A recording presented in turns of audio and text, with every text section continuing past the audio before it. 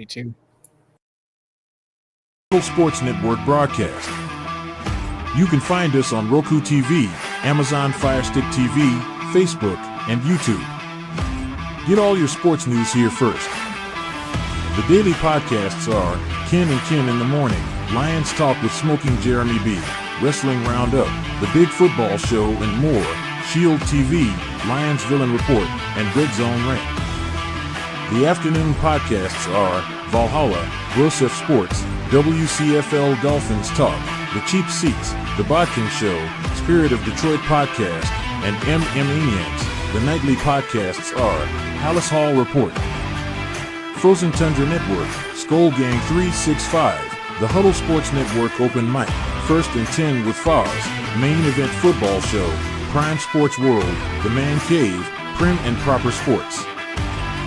Spitballing Podcast, Lions Fan Cave Chat, Puckett, 313 Den Podcast, The Guys Huddle, Shots from the Sideline, Let's Talk Sports, The Michigan Truth Sports Podcast, Off the Rails, NFC Northeast, Power Hours, and Detroit Lions News. Make sure you follow, like, share, subscribe, and comment. Hope you like all the shows.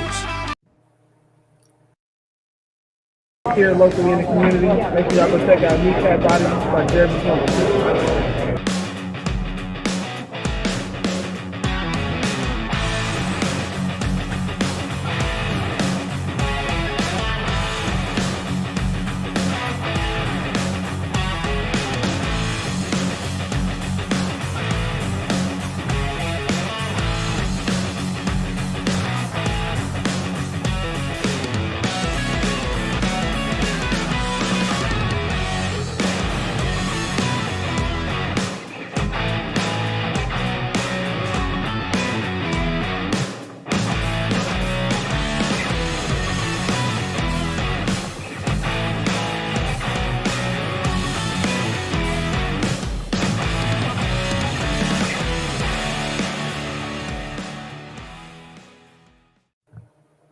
Good evening. It is the Lions Fan Cave Chat. I've got two of my good friends with me. I got BC, Payload, and Beastrilla the Thrilla.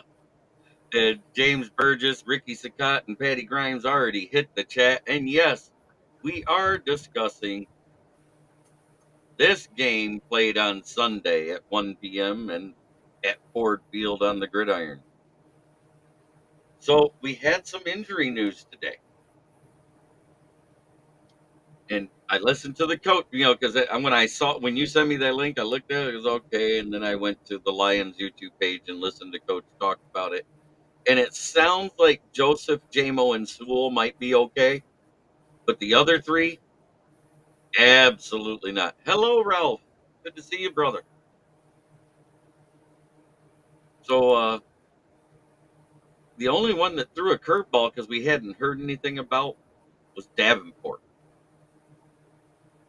Benet had been limited all week because he actually had that grade 1 high ankle sprain in the game and didn't come out. Talk about being tough as nails.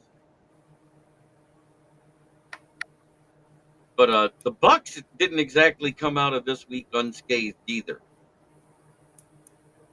We already knew about the Cansey and Antoine Winfield being out, but they also lost their starting left tackle, who was one of their higher graded players on the O-line, Luke Gadecki, and defensive back Josh Hayes with an ankle. And it looks like all for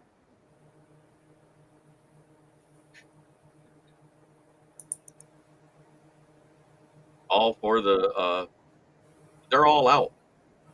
So they're pretty banged up too. Yeah, Davenport only lasted a damn game, but I guess it's just either a groin pull or a groin strain. I think he went to St. Taffy's with the rest of the players that did that last week. King SJ in the chat. Yeah, he was on TNT. No, go ahead.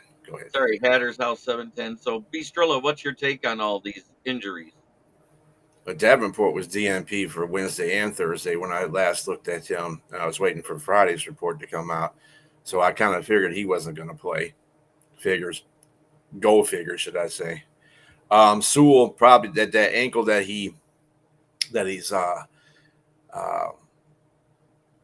having problems with is the same ankle that he had messed up in training camp. So that's when he fell on. So he's still working through that. I think he'll be all right. I just think that ankle is for a lineman. Ankle is a big deal because they usually got to dig themselves in the trenches with those ankles. So we'll see. Sewell's not out, Broski Bear. Sorry. Nope, Sewell is not out.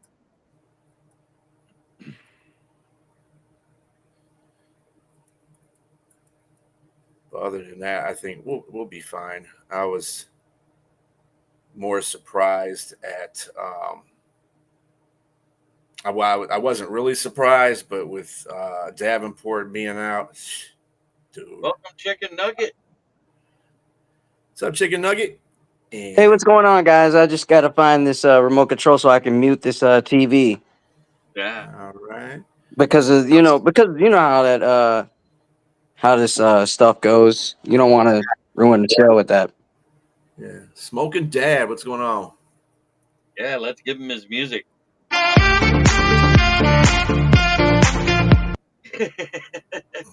I wish that was longer, though. It's not a bad group. I know it needs to be longer, man. Because just as soon as you start to get into it, oh, it's done. He was even brought up, was he? He wasn't brought up.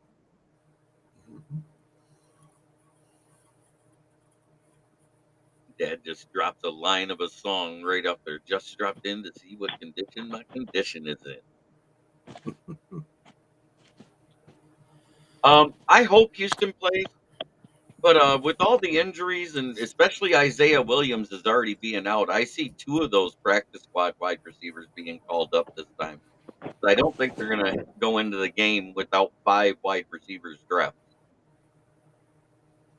Well, they didn't use. I don't know what the hell how Isaiah got hurt anyway because they didn't really use him. He didn't get any stat lines in that game, and neither did. He got hurt at camp. Something at camp. Yeah, that's an abdomen of some sort. That's what they're. I got the report pulled up here. Isaiah Williams' abdomen out. There's nothing else on that. And from what I hear, the reason he was out week 1 was the same issue. I thought it was a leg, but apparently it's abdomen, and who knows what that could be. Breaking news: Packers, Bears, and Vikings still suck. Just reported by Adam Schefter. He's pretty reliable. Ricky, that's hilarious, buddy. Chicken Nugget.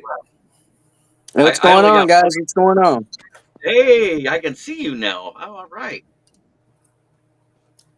Yeah, I can see clearly now. The rain is gone. Yeah. There you go. But I only got one type of breaking news sound that I have, and it's this one. That's traffic.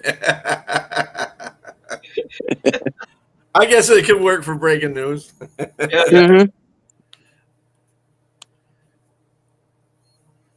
And yeah. what the second report says, so more than likely LaFleur didn't get the news he wanted, so we're probably not going to see Jordan Love. And we're going to see the misguided missile and Malik Willis playing for the Packers. And I said they should call in Bob Uecker to call the game. So because it'll be just a bit outside. Ricky Vaughn threw the ball and it went into the stands. And that lucky fan, even though they have a broken nose, get the souvenir football.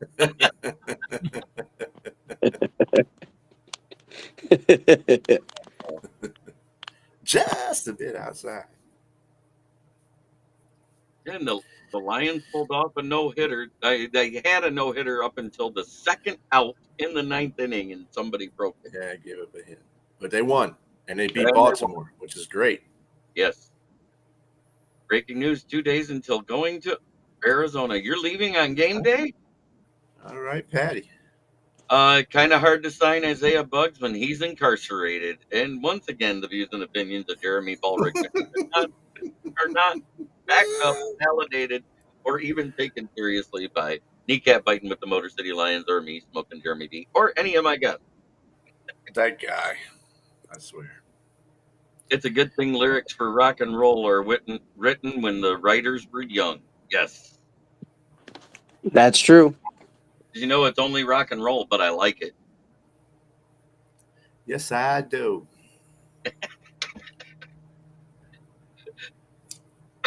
Oh, Monday morning. Okay. So 2.5 days then. Gotcha. Yeah, I can't believe they beat the Orioles. Believe it. Yeah, lately the Tigers been on a hot streak as of late. 21-8 since August. I was kind There's of bummed one that dude. they didn't sweep Colorado. He's on the couch, maybe watching. He might join the chat. So let me get in here and get the other topic I had. Oh yeah, will we see Houston? I say it remains to be seen. We might see Uku called up. As a matter of fact, I kind of think we will. With Davenport being out, Pascal really didn't show us anything last week.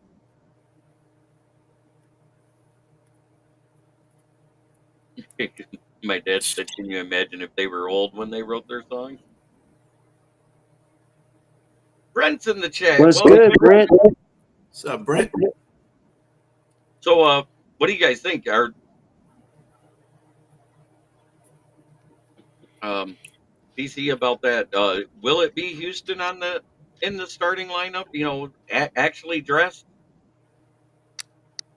I think we're going to see a rotation in that position because I mean you have to remember that Reeder's back, so you're going to have that plug in the middle. He's going to take up at least two offensive linemen. But you know, if you're going to successfully rush this quarterback who's extremely mobile, you're going to need somebody like, you kind of need a Houston, not specifically him, but you need someone who's kind of like a heat-seeking missile kind of guy. So I wouldn't be surprised if they activate him, but I think it's going to be a rotation between like him, Pascal, and maybe Uku if they want to bring him up. But I really do think they're going to keep this fresh, speedy pass rusher to push him towards Aiden. So that's my prediction. I like that. What do you think, B? But they haven't caught him up yet, right? No, the call up. No, So like not yet officially. And when they call him up though during the week, just to get him part of the playbook in there at least. They're on the practice squad. That's who they practice against for the most part. Yeah. I don't know. They haven't been really forthcoming about Houston lately. I mean, they send us some mixed messages about that guy. So I don't know if they would even call him up. A Dooku, maybe. I can see. Hey, doesn't it kind of feel like when they start to kind of like weed guys out with Houston, doesn't it feel like that a little bit? Yeah.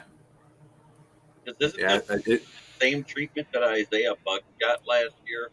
Oh, yeah, that's kind of where I was going with it. It feels like that. He's here, but he's not going to be dressed. You know, right. We saw that, and then we saw it with Benito Jones. Both of those guys were exchanged. You start thinking trade, but you know it's not a trade. So, like, what's going on? I don't know. Is there an attitude issue with him? Is there some sort of? Well, when I was at camp, what I noticed is he doesn't have the same bend. He doesn't have that same explosive first step. And we saw, they put him out there with the third string, and I understand he got a sack. Holy shit, it was great. Yeah, he was playing his third string. Yeah, exactly. Same fucking wavelength, man. He was going for his third string. Of course he's going to get a sack. What I got disappointed in, because this guy was beating Taylor Decker and Panay Sewell at times in camp his rookie year. And the camp before he got hurt. This year, he got ragdolled by Dan Skipper. Yeah. And that's I think disappointed. Yeah, you know why? He tried to bull rush him. He couldn't bend low enough. And I think it's more of a mental thing than whether or not he's healed. I think he mentally thinks he can't do it. I just think that the players that the Lions have gotten over the time that he's been here are better than him. Period.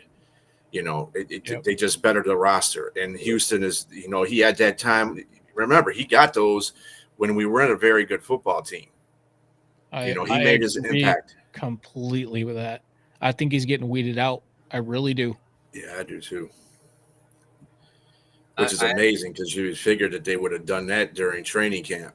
I almost wish they'd have put him on waivers or stuck him on the pup list if they thought something was wrong and he can't play right now. Why didn't they stick him on the pup list? That's a good question, Broski. What's Chicken Nugget think about this? Yeah. I'm curious. Yeah. Hey, I think the rest of you panel, rest of you guys, I agree with a lot of you.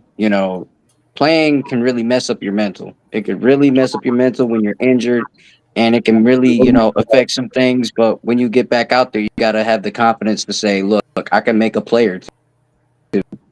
And Houston is just going through that mental problem, like, Smoking Jeremy B said.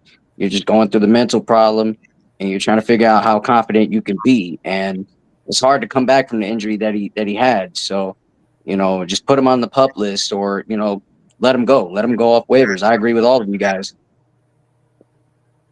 I'm saying I wish they'd have did it at the waiver time when we were cutting down to the 53. If their plan was to just sit him and not let him play, they should have seen if he'd have cleared waivers. I think they were afraid that one of our own teams that is a rival would have picked him up, and then he mentally gets right midway through the season because we only play one game before the midway point of the season against rivals, and that's the Packers in week 9. After that, everything else is Thanksgiving and after. So yeah, I think that's a real big fear that the Lions have sometimes. They don't want to let go of a player because they think that he's going to go on a different team that they're competing against, and that's one of the fear factors they got to stop having.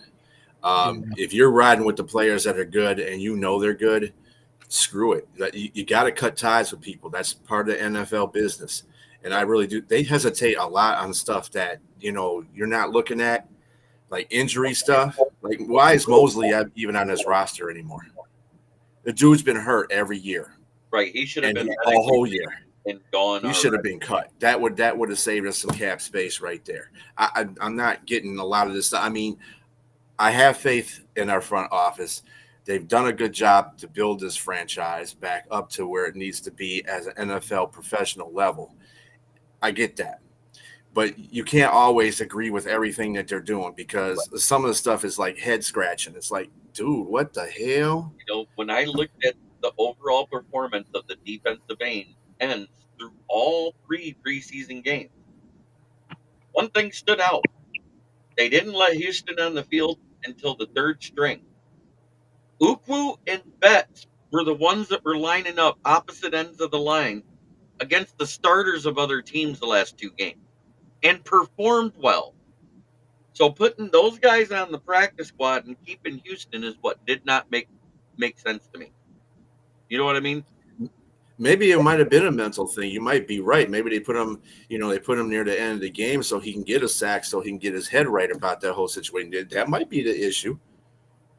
Yeah, it's one of 2 things, in my opinion. It's either it's a mental thing and they see that and they're trying to help him through it, or they're too deep into, emotionally being attached to a player.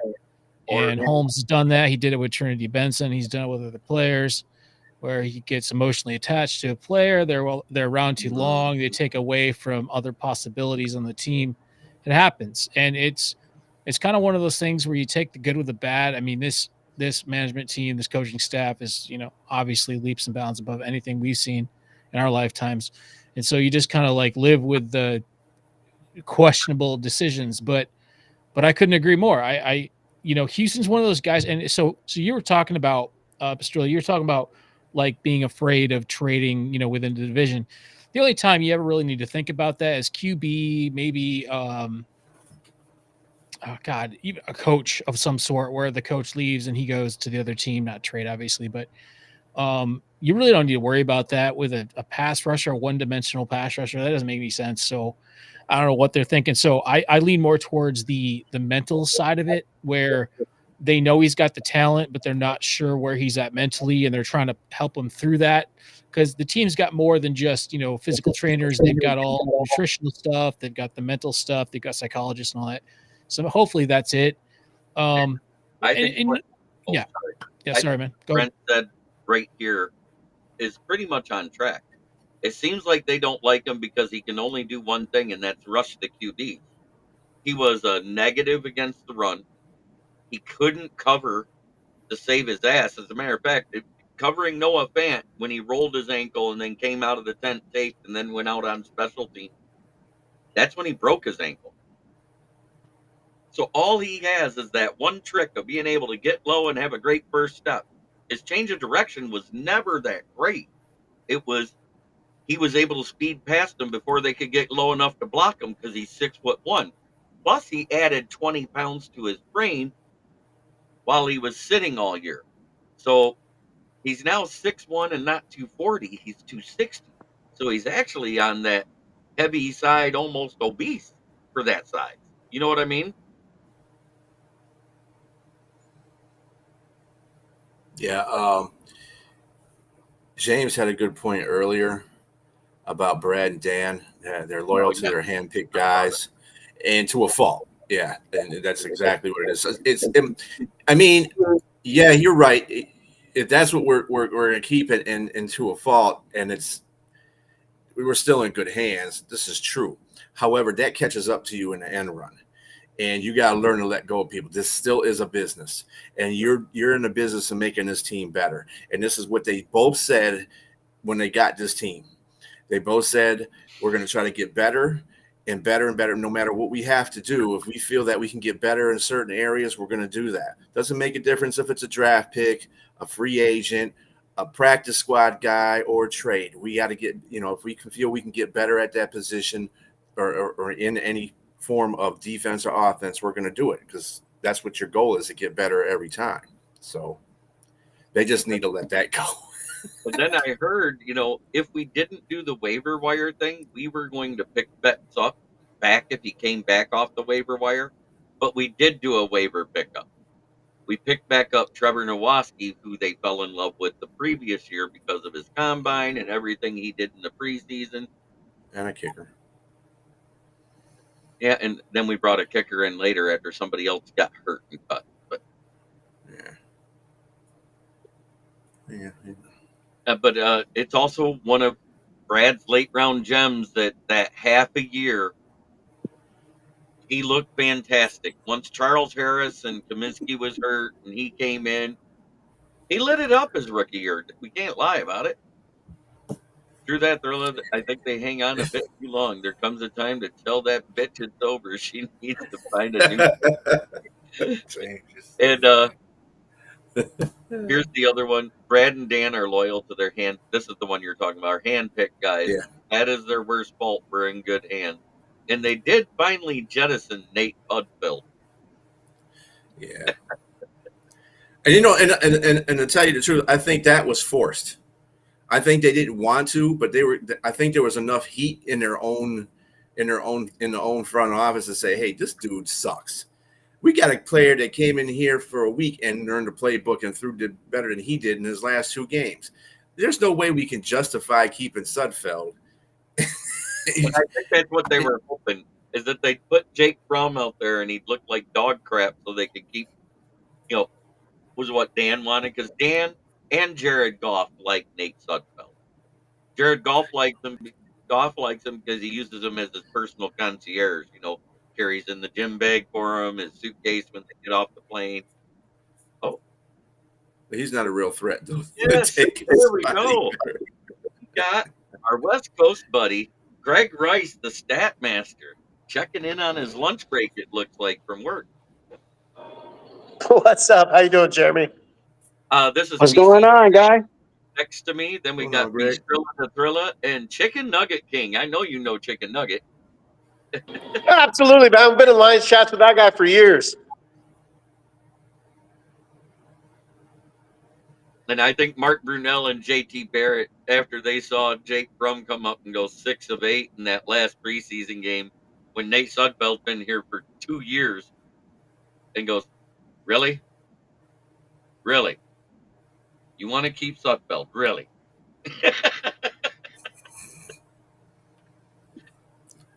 Yeah, it's just I don't know. Sometimes you love your front office, especially if they put forth an effort to get your team better. But then you can't always let them off the hook for everything either. I think that's what a lot of fans are doing to these folks. They say, I still they're they're still it's still a business. You still got to question some of the stuff that they do, and that's one of the things that I question. It's like they hold on to players too long. They don't need to hold on to. They say that they want to get better, but they really don't make the approach. I mean, they depend too much on the draft picks. So Oh, James Burgess comes in hot. Jake Brum State Farm better than Suckfeld in one sales pitch. exactly. Oh, so Greg, what do you think about that injury report? Well, Davenport, Jeremy, this is something we've all talked about, all us Lions fans. In all essence, look, we know Davenport has the talent. Injuries have been the story of his career, though. So, you hate to say it's such just a cliche saying, but next man up, man. We invested in Josh Pascal. Jeremy and I talked to you about this. Like, some players take a longer time to develop into pro caliber players, but he's about due. And if we don't start seeing some improvements this year, Jeremy, I spoke to you about this. If I don't start seeing some sort of production from him from the first quarter stretch of the season, I don't mind going out there and grabbing another edge guy.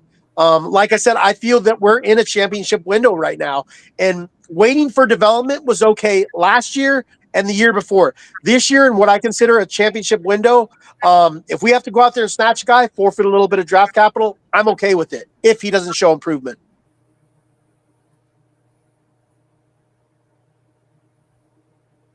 Yep, and Wingo is 6 foot and 290. I've heard rumors they might have Wingo play edge, but he's very short for the position.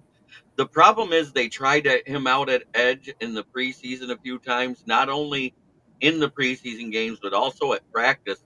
And he kind of was a negative at the position because he lacks the lateral agility to be effective at defensive end. So he's great as far as helping to collapse the pocket from the interior because he has a great bull rush. He has a decent hand pop. I mean, it's not polished like an NFL defensive tackle that's a true starter, but it's something that they can develop into that. So I think he's best off to be left right where he is. Myself is backups Well to put. Reader, Aleem, and Levi, and the plethora of people we rotate in and out when those guys are tired. Well, what do you guys think about what I just said? Do you agree with that, PC? Yeah, I mean, what's not to disagree? It's got to be a rotation at this point. And back to what Greg was saying, the guy has somehow survived this long, not playing 4 games last season, 1 game now this season. Already most likely not playing on Sunday. So what do you do, right?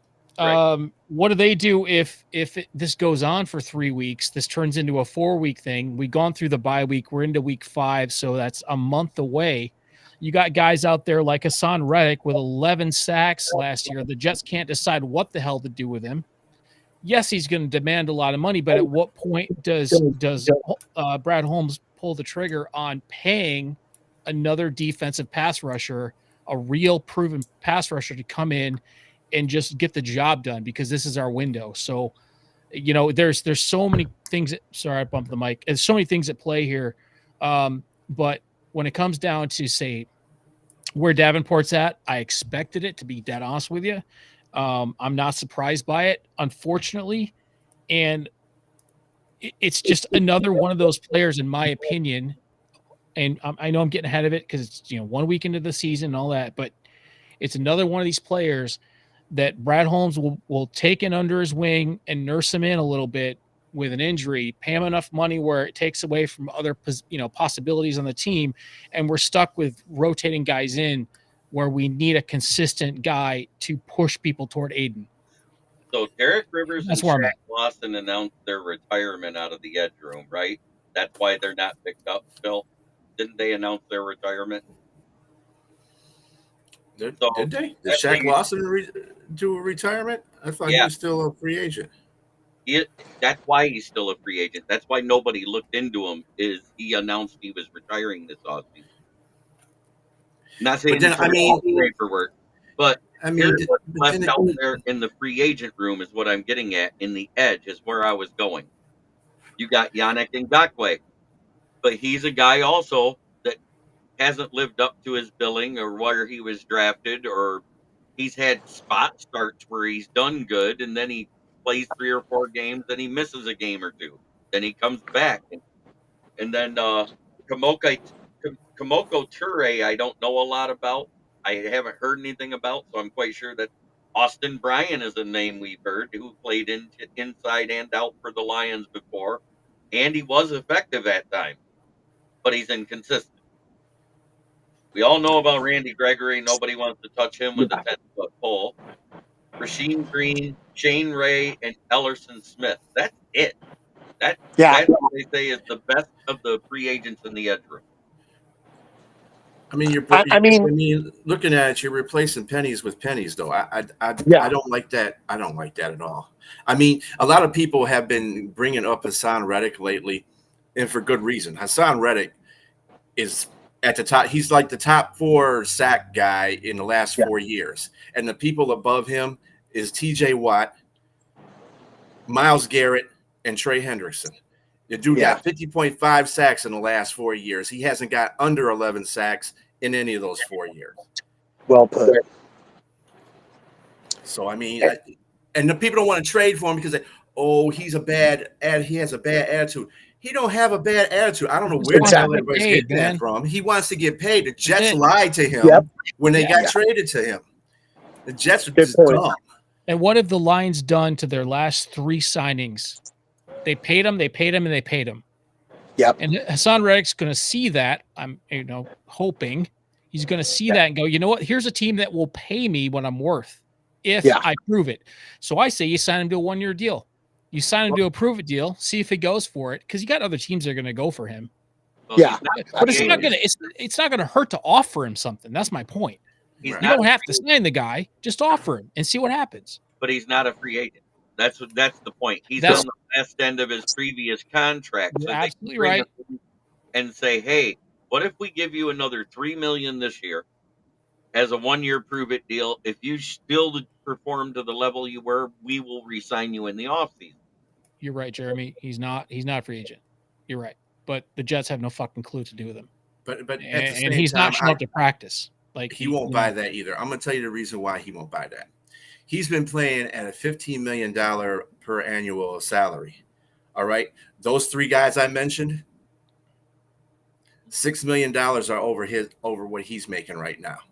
Yeah. Okay, that's the lowest. So I don't blame him for going, because he has performed to get to pay. So, and the Lions got that cap money to give him that. We got $30 million. We give him $20 million for his first year. All he's got to play is one last year's contract. Plus, he's getting $1 million from Philadelphia because they traded him off of his contract. So, and BS Trilla, to kind of tap into what you guys and PC was alluding to, right now, I think the biggest kind of divide with the Lions fan base is giving up draft capital. We know Brad Holmes drafts well. I'd put him up there as top 5 with any other GM. The issue is Lions fans wanting to part with his draft capital. Look, I've said it before and I'll say it again. You're in this league to win championships. You're not in this league to have the best drafts over and over and over again. Especially with where we're expected to be drafting with now. And I've talked to Jeremy about this. Kansas City Chiefs, a prime example of a team that does well drafting late in the rounds every year because they're a championship contending team. They hit and then they miss sometimes. Sometimes you get an OJ McDuffie. Other times you get a Clyde Edwards-Helaire. And so my whole thing that the whole resistance I get from Lions fans is, we need this draft capital. Draft capital for what? we're in this to win championships. And so that's just been my kind of. Go ahead, Jeremy. I've never been that guy. I've said if there's a guy that Brad Holmes wants to pull the trigger on, he would, because he's done it. He did it to get Goff here for Stafford. He did it to get Brockers and Trinity Benson. What they saw in him, I don't know, but they did trade for him.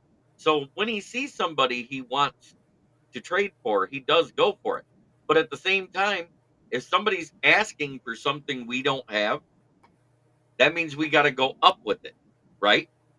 So if they're asking for a third round, which we don't have a third round till 2026 now, that means you got to go to the second round. And then if you trade away the second round, that means we don't have a pick on day 2. And I understand what you're saying. Yeah. No, I get that's a good counter, Jeremy. That's a good counter. Very good counter right there, man. That's why we didn't make the trade for Judon. They dropped out of it because we didn't have a third round pick. That means we got to go second round to beat anybody. We were in the talks when it first broke that Judon, because it was all listed. Ian Rappaport said these are the teams calling the Patriots, and the Lions were on that list. When it came down to the end, it came down to the Bears and Falcons, and Matthew Judon smartly said, well, I don't want to play for the Bears. Well, I think what another thing is too here, to answer your question, James, I think it's going to come to the point where the Jets are going to have to make a decision to trade him or pay him. And right now, the Jets are being dumb as hell and not paying him. They need him on that defense. And what defense don't need Hassan Reddick, I don't know. But the Jets are being really dumb with this right now because they lied to him in the first place. They told him they were going to pay him as soon as he got there. They did not do that.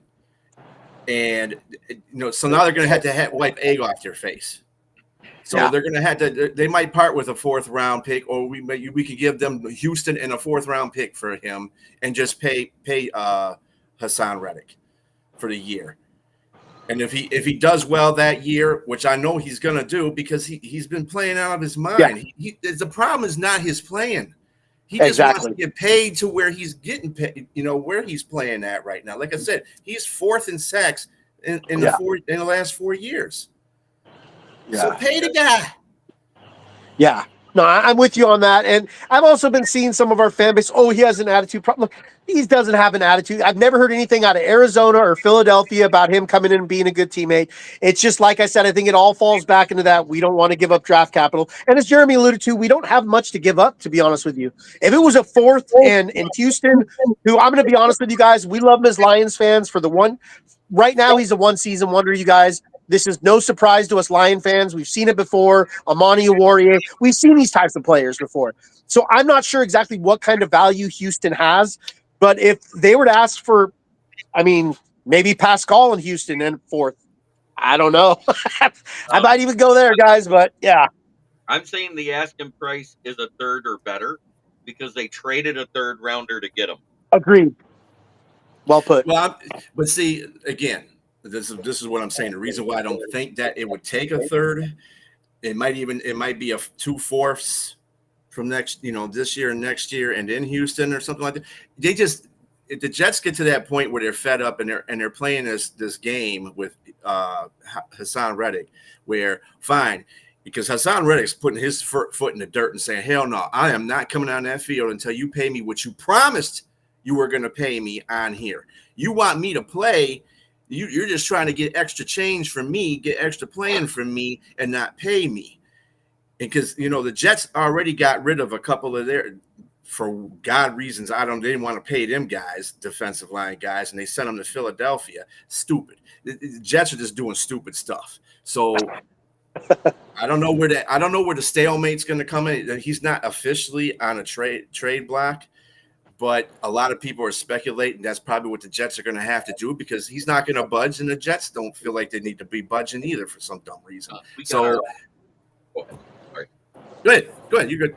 I was like, we have our resident Bears fan who seems to think that Parsons didn't say exactly what he said in an interview earlier this year when he's talking about, they can't afford Parsons next year. They already exercised the 5th-year option on him. That means he goes nowhere unless they trade him next season. Exactly. He actually publicly said this offseason, they said, yeah, with everybody we got to pay this year, I'm fine with playing under the tag in Yep. 2026 and re-signing in 2027. So I don't think Parsons is going anywhere, and you guys are delusional. Yeah. He is Parsons not isn't going going nowhere. anywhere. It would take a Russell Wilson, Deshaun Watson type of trade in terms of trade value and assets given to get a Micah Parsons. Look, this guy is, say what you want about him. The guy's an absolute nightmare off the edge. If you're an offensive coordinator, offensive line coach, you have to game plan for Parsons. He is, some might not call him. I do think he is at least borderline a generational talent. So this whole thing with, they're going to come off him, I don't think so. The guy's it's not going to happen. He's a Cowboy staple right now. So Jerry Jones dealt with Dak the same way. He strung it out and strung it out and strung it out, and he signed him for record money. He's going to do the same thing with Parsons. Mm-hmm. And here's the other thing. While he is a generational talent, go look at his stats every year. From September through November, he's one of the best to play the goddamn game. And what does he do? He disappears in December and January. He does nothing in the playoffs, just like Dak Prescott. Because that's who he looks Cowboys December. I And know, we are Jeremy. I fine know with that. all about it, man. They can continue that till the end of time. I'm fine with it. Yeah, keep signing those players. They ain't doing nothing. Keep doing that regular season success, man. Keep going. Yep. This Keep is our getting it. first since 1997 and still rolling. Yes, sir. Oh, God. No, I mean, he literally said it in an interview. He said, I will play for the tag in 2026. He publicly said it on ESPN or NFL Network, one of the two. Back in, what was it, May? It was like right after the draft. Yeah, Broski Bear, that's when he said it. Yeah, he did say that this year. Yeah, that's when I knew nobody was going to get him. When he said that, I was like, if you were agreeing to play franchise tag that Dallas gives you, you stay in there. Right. Yeah. Because Jerry, one thing you can say, when he drafts somebody who's good, he's very loyal and he pays them very well when they get into those second and third contracts. Mm-hmm. Mm-hmm. You're exactly right, James. Dallas is about as bad as the Jets. Just do dumb stuff. Yeah, he's got a better seasonal record. Not much success after that, though. Right. And mind if I add something about the Hassan Reddick thing? Yeah. I was listening to you guys the whole way, and I understand that this guy is a top 4 guy that can really pass rush very, very well. He can really come off the edge like precise. And you would definitely need a guy like him to be that kind of veteran that can lead in the defensive line room into a great position. He could really put in things what's that word? Positively. He can really be positive for your, defensive line. And as long as you give him the right offer, he'll do it. So he'll definitely be down to be for your team. Me personally, I don't want the guy because I don't want to ruin the chemistry. That's my only reason. But the whole thing is, if you want to win a championship, then go ahead, get at him. It's just only about an offer. You get him, you give the Jets the right offer, you will let him play. Yeah, once they get on a trade I block. agree. If the deal is right, it'll probably get done. But if the deal isn't right, Brad is quick to back off. If you're asking too much, I'm out. Yeah. That's what he does. He will not overpay to trade for a player. Agreed. Well, and at the same time, I mean, there's smart people in that front office too, and I don't think that what Reddick is asking is undoable, unbelievable to do, because he's earned that over the course. He's getting off cheap, and this is what the Jets are trying to do on low key basis. They're trying to play him and be cheap about it, and he was making almost $15 million. Playing for Philadelphia. Right. He put up 27 sacks playing for Yeah. Philadelphia in 2 seasons. Yeah, I know. Come on. But Yeah. Give him his at the money. same time, I know why the Jets aren't Dude's a baller. right away. They may have said, we'll discuss it with you and we'll do this and we'll do that when they traded for him. And that's what, Yeah. remember, he was one of those guys that had that type of trade clause where he gets to be involved with it in his contract. It wasn't a no trade clause, but he was one of those ones that I want to decide where I go. He went to the Jets because they're a contender. The problem is he Yeah. went to the Jets with a coach who's on the hot seat. Yep. I love And how you tapped into that, Jeremy. so he went there. The longer this goes on, good. The GM's like, man, if I tie myself to this guy and we get a new coach and he doesn't gel with the new coach, we're screwed. Yeah. Well, yeah, Jeremy, you tapped into something right there. I really feel the longer this goes on, and the Jets are like, they look great on paper, but they could have really used Reddick out there on Monday Night Football. They really could have. He feels like a completion piece to what is on paper a very good defense. Without him out there, the 49ers, and it's not to say Reddick is some beast as a run defender. I'd say he's adequate there, but his primary goal is pass rushing. That's something that the Jets were missing versus that Niners game. And so the longer this goes on and the hotter Sailor's seat is, the more desperate the situation gets, and it weighs in Reddick's favor. Yeah, the pass rush for the Jets on a Monday night game, they only got 3 pressures, and the 2 sacks that they got were coverage sacks. So it wasn't like they did a whole bunch. So they needed. I mean, who doesn't need a guy that can give you at least 11 sacks a season? You know what I'm saying? Exactly. So I mean, Hassan Reddick starting on 32 of 32 NFL teams across the league. Yeah, but there's a Hassan Reddick that plays on the Jets or whoever that gets 11 or 12 sacks, and they're a 9-win team. And then there's a Hassan Reddick that helps a Detroit Lions win the Super Bowl because he gets that 1 extra sack we needed. Oh, I understand. I love is that. worth paying for. And I don't get Brad Holmes and his dollar store shopping on the other side. I don't understand it. I get it. I got to go, gents. My lunch is over. You gentlemen have a great night, okay? you too, Greg. All right, brothers. Nice One to meet you, pride. man. Peace out. All right, nice meeting you too. So, Yeah, but you're right. You're absolutely right. You got to go for the Super Bowl. Super Bowl or nothing. What's it? I mean, you got a cap for a reason. What's the point of holding back, say, $12-13 million and going for a bargain player when you know for a fact this guy is a proven talent? I just don't understand the mentality. Martha doesn't care. None of the Fords are going to care. You've got a cap for a reason. Everybody expects you to spend that money. Don't just sit on that. Go get your guy, because it's not like we need 7 different dudes. We need maybe 1 or 2 or 3 at the most to get where we want to go here.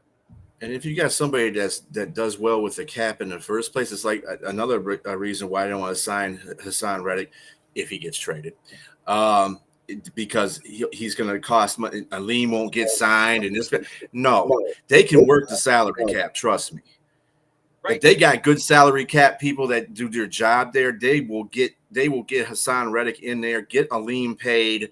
I don't know who has other contract is coming up. Isn't J-Mo's contract coming up pretty soon? J-Mo can get the 5th-year option, and they can work on it in the next offseason. See, there you go. See, a lot of this stuff is this stuff that they can fix. What they really got to work on is Aleem, and with Iffy and his health issues, which he started his career with them, and now going into this season with them. Do you really want him to re-sign Iffy? I'm in the we can let him walk because he's depth piece. Mm-hmm. Yeah, and he's one of those. He's not a Hassan Reddick money guy. That's just it. Like, he's not going to get that kind of money. So you could piece those guys into your playbook, But when it comes to dumping money on a guy, you got to know that guy is going to get you what you're trying to get, which is inevitably a fucking championship, right? So right. I don't understand. And I'm going to be fair. We say we pray, and I personally praise Brad Holmes for the good decisions he makes. But to an earlier point, nobody's perfect, right? They're going to make some questionable choices when it comes to signing guys. But when you can see a clear deficiency on opposite of our a star pass rusher, and all you got to do is give him that extra half a second to make the play. What the fuck are you doing? Sign the guy, pay the guy. The money does not become an object at that point, because I guarantee you the moment that we hoist that trophy, nobody's going to give a shit how much money we spent. Right. And I don't that's think my it's mentality. I don't think it's about what he wants for a contract. I think New York is asking for at least what they got or better. I don't think they're going to accept less. My I, point is, it's not about they Hassan gave us, Reddick. It's about anyone in his position. Why are we not getting that guy? That's my point. there's nobody out there to get right now. And you're right. That's true. You're right. But there have been over time. There have been those players over the course of the last 2-3 years, and we haven't gone and got them. Period. And like I said, first of all, New York hasn't even offered a trade yet in the first place. That's just speculation. That's league speculation. That's all that is. They haven't even put his name out there as trade bait yet. So all that's just a pipe dream for right now. Right. But when it comes, it is going to come down to New York Jets and him bumping heads until somebody says, you know what, I don't even want to do this no more. I just trade. I don't care what the hell we get with. I do care, but I don't care. So have somebody else pay him because he's being a pain in the neck, which he's not. He's just trying to get his money. It feels like it's going towards that. Yeah, that's just dumb. I don't understand. They overpaid. They overpaid for a 40-year-old quarterback.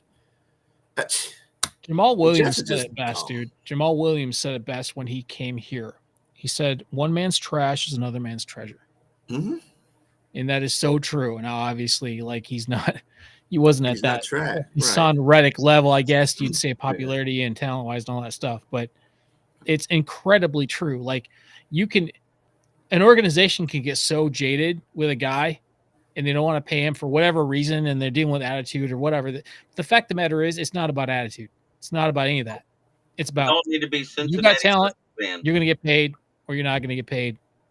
And some team is going to pay you and some teams aren't. And you know what? I'm happy to have him. I'll put it that way. Because I guarantee this frown's going to turn upside down the moment he gets paid and he ends up on a team going for a Super Bowl. I guarantee that man's going to be a good player. Mm-hmm. See, constantly. GMs don't like to admit that they got egg on their face in a trade. Mm-hmm. That's the problem. And that's why he hasn't been announced as a trade yet. Because they're like, hey, we can't get less than we gave because that makes us look bad, is what I'm getting at. That's what that GM is thinking in his head. Because the longer they wait, he's worth less and less. Right. And the longer they wait, it's going to get less and less. And then, like at the trade deadline, when you're talking at half a season, that's when one of those 2/4 or a fourth and a sixth and a player will probably work to get them. But right now, in this time and age, it's going to be at least a mid-third round pick like they're projected to have, or better, or it's going to be earlier in the draft to get them. And that's where I think the Lions would go, not right now. You know what I'm saying? That's the only thing. That's the only thing. Because if they don't have a day 2 pick, that means they have to trade away somebody during the draft to move up into it, or trade more future picks and sacrifice other days in the draft to get up to that point. Do you see what I'm getting there? Well, I think more of this situation is with the Lions. If they wanted about draft, I don't think they wouldn't pull the trigger if they had to go one up on a draft pick. However, the only issue against Hassan Reddick is the fact he's 29 years old. Right. And you don't want to give up a second round pick for somebody that's not going to be, he's a defensive lineman,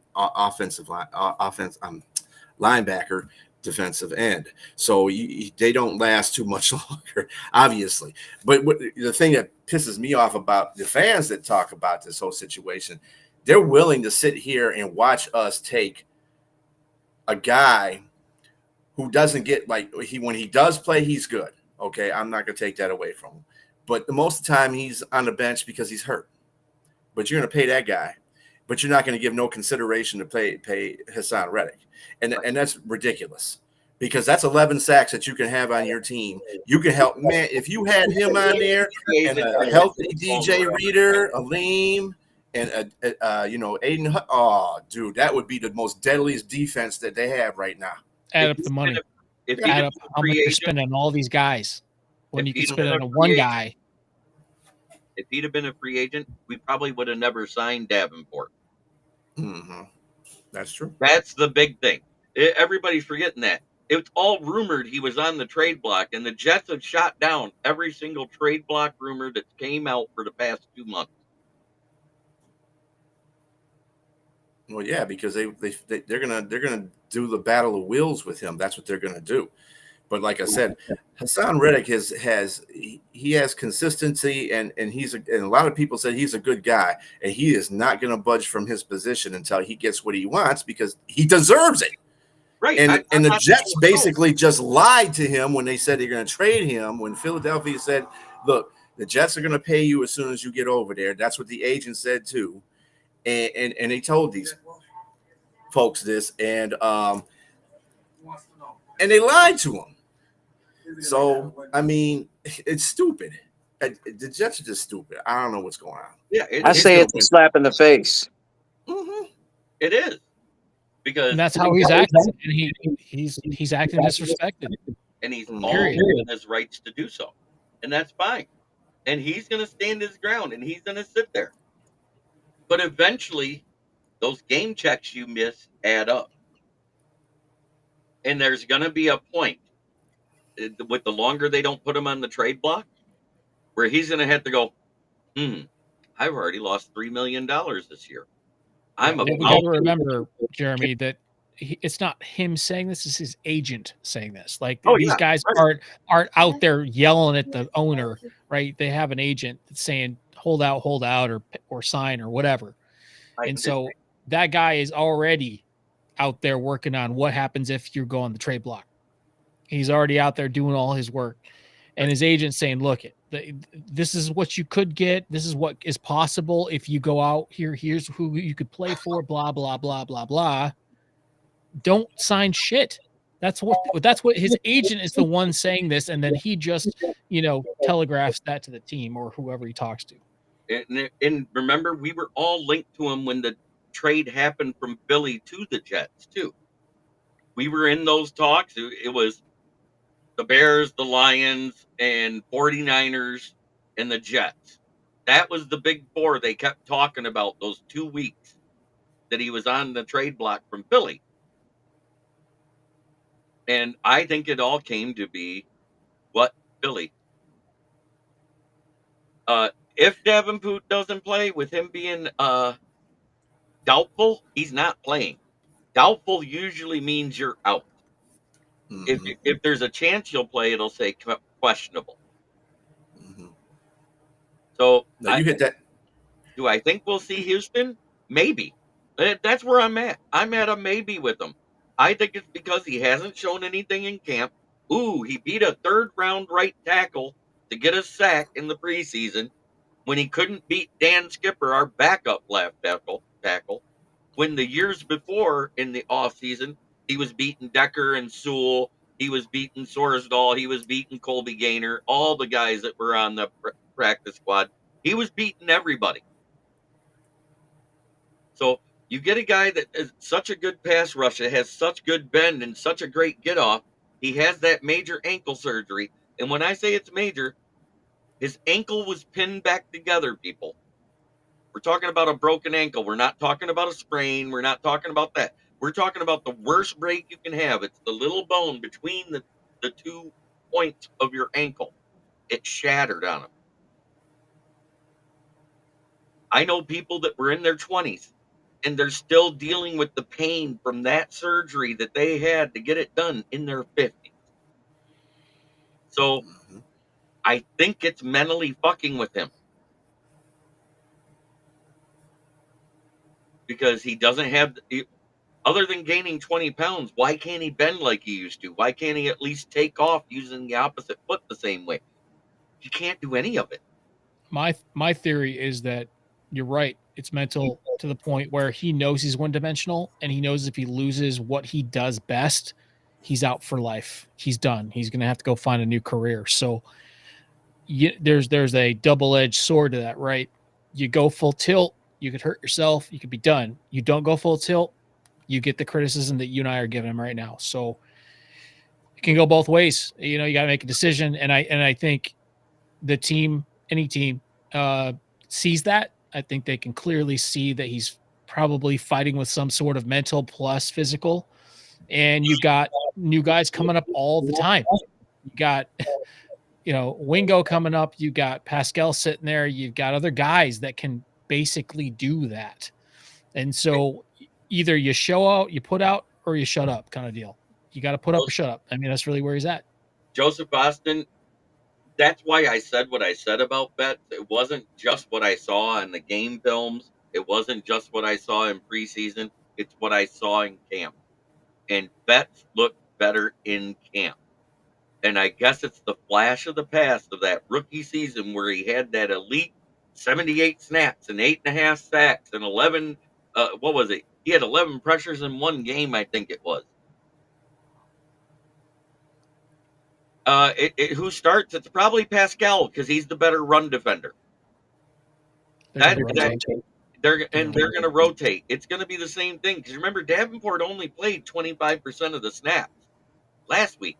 They rotated that side. It was Davenport, then it was Pascal, then it was Joe Blow and somebody else, but it wasn't Houston because they didn't dress them. And it's not just rotation; it's defensive scheme too. So they're not going to need on every play. It's going to depend on. I don't know how you guys feel about it, but with that whole rotation thing. But do you think that? Don't you feel it's kind of like they're trying to? What's the word I'm looking for? They're doing all the switches on that side. You think they're just trying to do experiments in real game situations to see who's going to fit that blend? Right. And I think that because of the fact that they're trying to hold on to Houston, because of what you said, PC, I agree with that. Because they do hold on to, they know Houston is not capable of what he was used to be able to do. And they don't want him to put him out in the pasture and say, dude, you got to do something else. They feel bad about that. That's the human element that they got in there that they need to. It's a business at the end of the day. It's what makes your team better. Houston's not making your team better. You got to let them go. Sorry.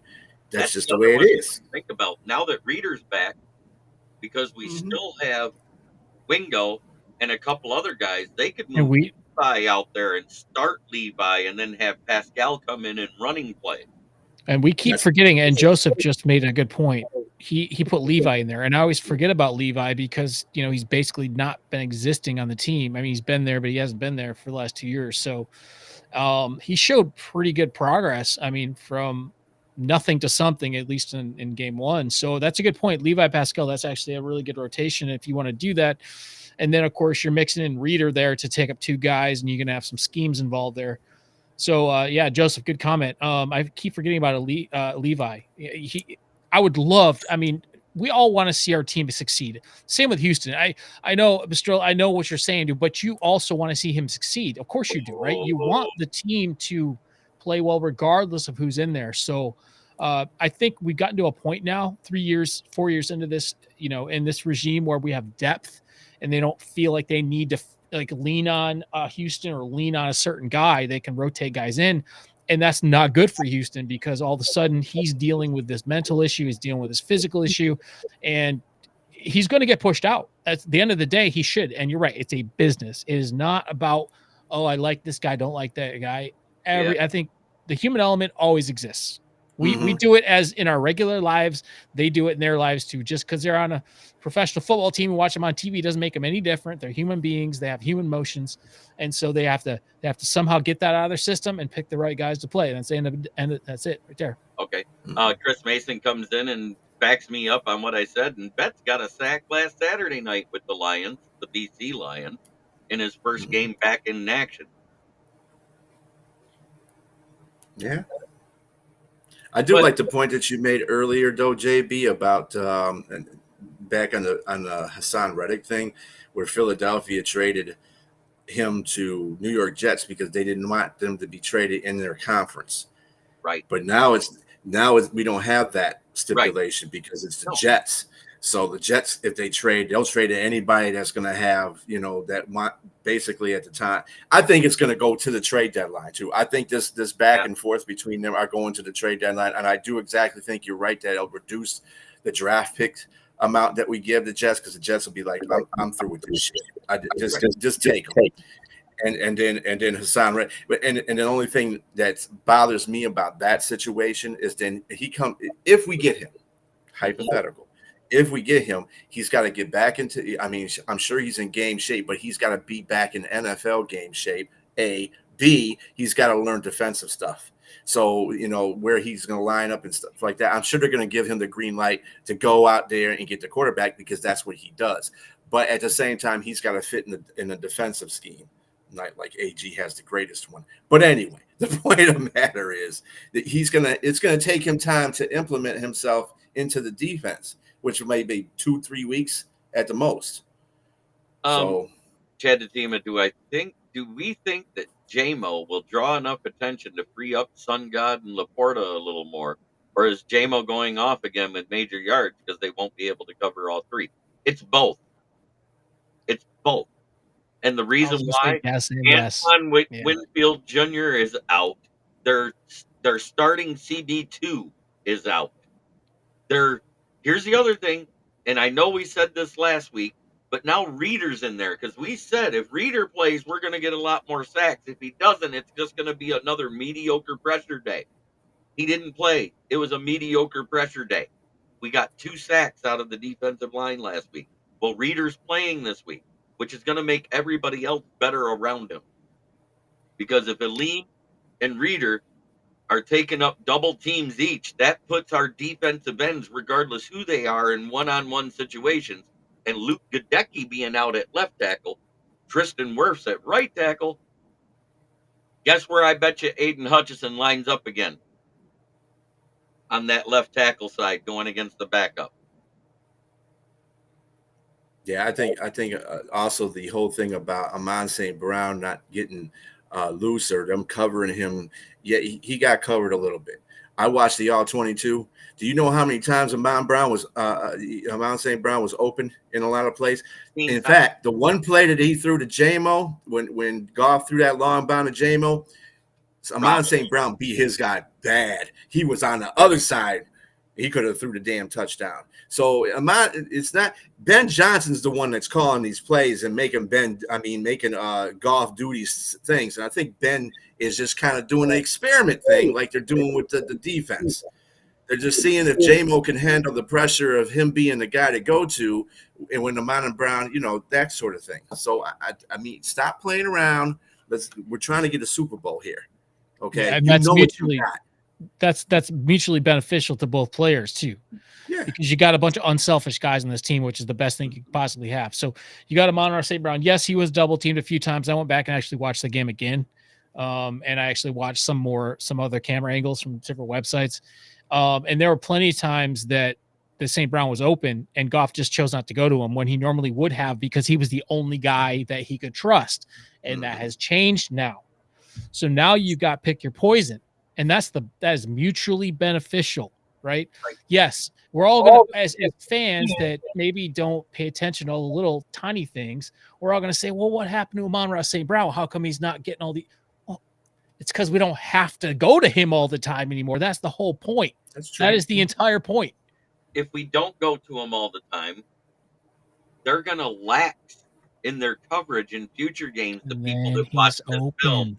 And then he's open more often. Exactly. And then we start going, oh, JMO's pick your fucking poison. Laporta's not. First of all, it's Amon St. Brown. He's always open. That doesn't account for Laporta or Leaf or any of these other guys that are hanging out going, hey, there's like literally nobody around me right now. I'm in the end zone. That's actually, I feel like that's going to happen this year sometime, where Goff's going to, like, everybody's going to be double covered and Leaf's going to be standing in the end zone just being like, hey, yo, I'm right here. I'm waiting. And we're going to get some 60-yard freaking bomb for no good reason other than he's just open because everybody else is doubled. I feel like it's going to happen.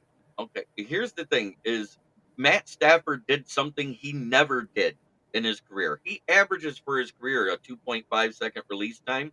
he averaged 2.1 seconds, which means there were times he got the ball out in a second. So Baker Mayfield, on the other hand, averages about 3.5 seconds. So when you're talking about a whole second of holding the ball longer, that means at his fastest, Baker probably hits around 2 seconds, and at his slowest, it's around 5. Is Playing Matt Stafford in the way the brilliant way he was playing. Let's be fair. I mean, he's playing a good ball game, man. Playing, imagine that's your first game where you're facing this quarterback that is slinging it within a second and a half, maybe 2 seconds. It is gravy after that. You face that, and you got a guy out there like Arnold who is just sweating in his freaking shoes trying to figure out what to do out there. I get his confidence and all that, but for a fact he's out there shaking in his boots. He is because he's a rookie, and it is the hardest position in football to learn on your first year, period.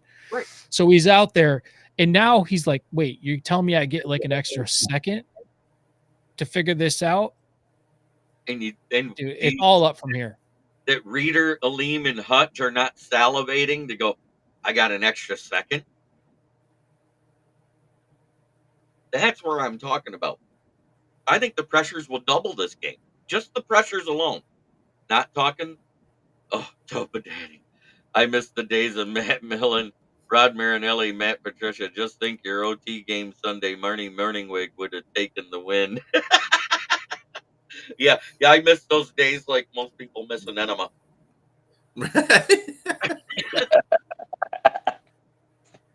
Oh. I think Chicken Nugget's microphone's broken. No, I heard him laugh. No, I was laughing. I was laughing along. But like you said, PC, like for me, I wholeheartedly agree. I'm not too high, I'm not too low. I'm just neutral about this game with the Bucs coming up. I think we could really get to the quarterback, much hits, more as much as more sacks we can get, tackles or dropbacks, we can get that type of stuff. But as far as that go, I think Arnold's going to try, to get a pick off in this game. I think he's going to try to go for that. That's going to be on his mind. Because if he's going to get that ball out quick, then he's got to go get it. You know what I mean? Because you know how Mayfield is. He can be a real dual threat. He has legs. He can run out the pocket. He got an arm. He doesn't got much of a gunslinging arm, but he has an arm and he got legs. So you got to watch out for the way he gets out the pocket. And I'll tell you, all the teams look discombobulated last week. Yes, you're absolutely right. And you want to know which team missed people they lost more than any other last weekend? It's the Bungles. You can tell that defense misses Reeder being next to the other guy on that defensive line because Myles Garrett couldn't do shit. He couldn't do anything. And they missed Joe Mixon. Bad. Well, so, you can look. You can clearly see what Aiden can do without anybody else. You give him an extra half a second, maybe 1 second tops. He's 3 sacks a game on average. It's insane what kind of talent this kid has. And all you got to do is give him a half a second. And that's a lot in football, obviously. But look at who last year on Baker in both games. And if you got somebody who's not slinging it within 1.5 seconds, and you got that extra half a second, well, there you are. And just imagine this too. You got to look at it from this point of view on the defensive side. You had Stafford, and this is Stafford. Stafford's like one of the top 5-6 quarterbacks in the league. If he's slinging it at 2.1 seconds, and you're still shaking him up, they still got to him twice. He still made a couple bad throws and bad in situations. So if you can do that to a guy with that caliber of a quarterback, Baker Field is not a bad quarterback, but he ain't Matt Stafford. But Baker makes really rash decisions. Yes, he makes. That's why he's been traded around. It's has nothing to do with his raw talent. He makes stupid fucking decisions. Right. And if you can put pressure on him, he's going to do the exact same thing. And we have guys feasting out there who are just praying for a ball to come out there, just a little off. You know who could do that? James Houston, Marcus Davenport pass rush type role, and we have him on the roster, and nobody's even said his name yet. And he's on the active roster because he did it for Perdon't, Derek Barnes. He played edge. He played Sam linebacker there. That's all he played. He didn't become a middle linebacker until we brought him here because AG says, I can fix it. Sure, you can. And PC, let me just say, with those rash decisions, that makes very bad, like it's very bad mistakes. It's very bad mistakes, and it's like very much an incomplete game for him. Like if he does those rash, if he makes, he's gonna throw incompletions. He's gonna throw interceptions, and he's gonna have nerves and worries about keeping the ball in his hands. And if you have that, you're gonna fumble the ball. You're gonna lose the ball at times as a quarterback. Yeah, football is as much mental as it is physical. And Baker Mayfield has proven over his career that when you put him in pressure situations, he'll literally loft the ball in the middle of the field. I've seen it like a dozen times. He'll just thinking there's going to be a guy there, and he'll literally throw it like at a 45-degree angle up into the middle of the field. He won't even try to throw it out of bounds. I mean, I've seen it I mean, you're all nodding your heads because you've seen it too. Like that's why he's been traded around so much, is because he's inconsistent. When he's on his game, he's deadly. The guy can win a Super Bowl when he's on his game. I mean, in week 1, if you took that and translated that into playoffs, they probably beat us last year, to be honest with you. Yeah, that's the word I was looking for. Inconsistent. Very inconsistent with rash decisions. I want to say welcome to D Community, a new guy coming in. Topa Daddy is a Bucs fan, evidently, who's going to the game on Sunday. He's deciding which Super Bowl championship hat to wear. I'd wear the Brad Johnson one because that meant more because it was your first. That's just me. Oh, you can wear Tom Brady if it is a Michigan thing. So I don't know. whatever. After watching him announce that game over the weekend, I wouldn't want to wear anything Tom Brady because he was awful. He's just got to get his feet behind, under him. That's all. It's hard to broadcast, when you've been playing for so long. Not many people can switch over that easy. So we'll see what happens. He's got a season contract. I just thought he would be better at it because he had the podcast he's done and everything else. And Topa Daddy says, "Can do, sir." Hey, Matt Henry? I don't hate fan. The only time I hated the Buccaneers is when they were in our division. Mm-hmm.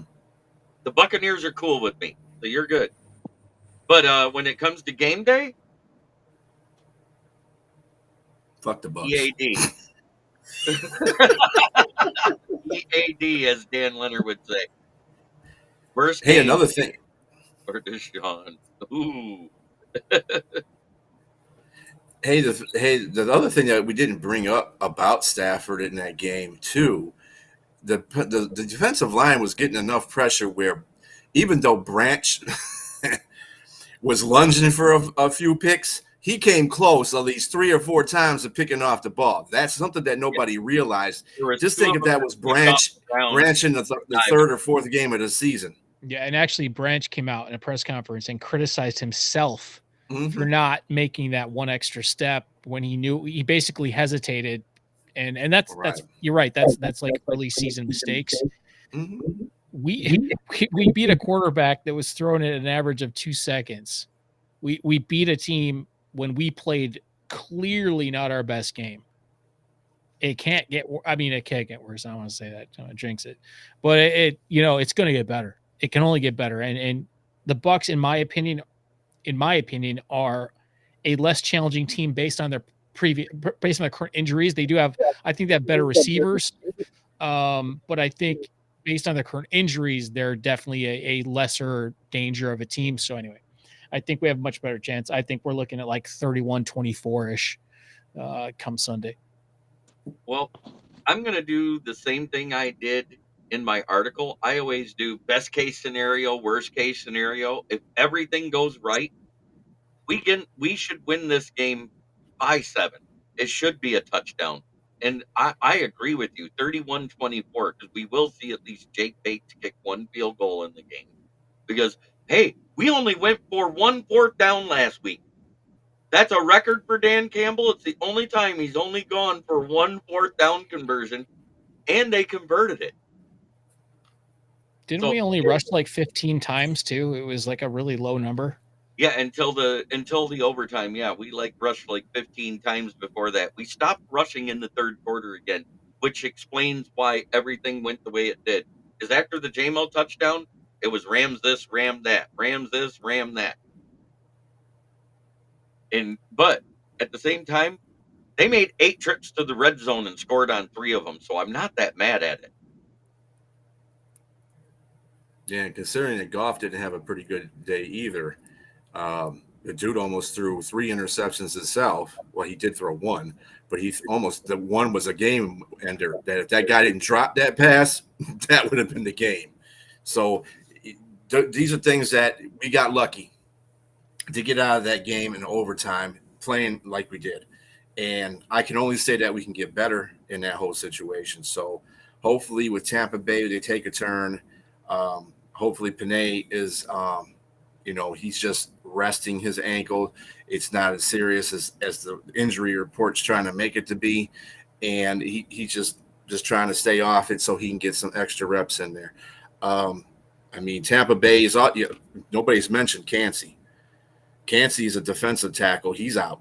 He's a big part of that. Him and Veta in the middle, deadly. But he's not on there. It's that time for me to interrupt something here. Okay. Breaking news. Ryan Evans of ESPN has just reported that Tua Tagovailoa is retiring from the NFL for Adam Schefter. Good. Wow. Wow. I knew that was like a rumor, but I didn't think that. His age. I thought that's crazy. Well, it's technically his 5th concussion in his NFL career alone, not including the ones he got at Alabama and before he transferred there. It also technically is his 6th because they didn't count one in that same game where he got crippled in the one where he looked like he was imitating Joe Cocker on his back in a grand mal seizure. Yeah, but I've had one, man, and that was when I was 26.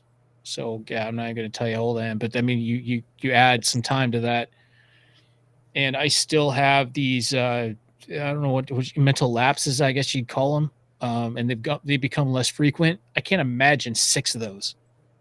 You get to a point where it's life threatening. It's no joke. A concussion is literally a loss of mental capacity. So yeah, dude. But at his age, that's so sad, man. It really is sad. I wish the best for him. Yeah, you hear that in hockey players a lot. There's a hockey player that played for the Detroit Red Wings called Johan Franzen. His name was Johan Franzen. He played for a lot of years. He had like 4 concussions in a year, and he kept coming back. And you could like see it as a fan through a camera. You could see that he couldn't think straight. It was that bad. Glitchy.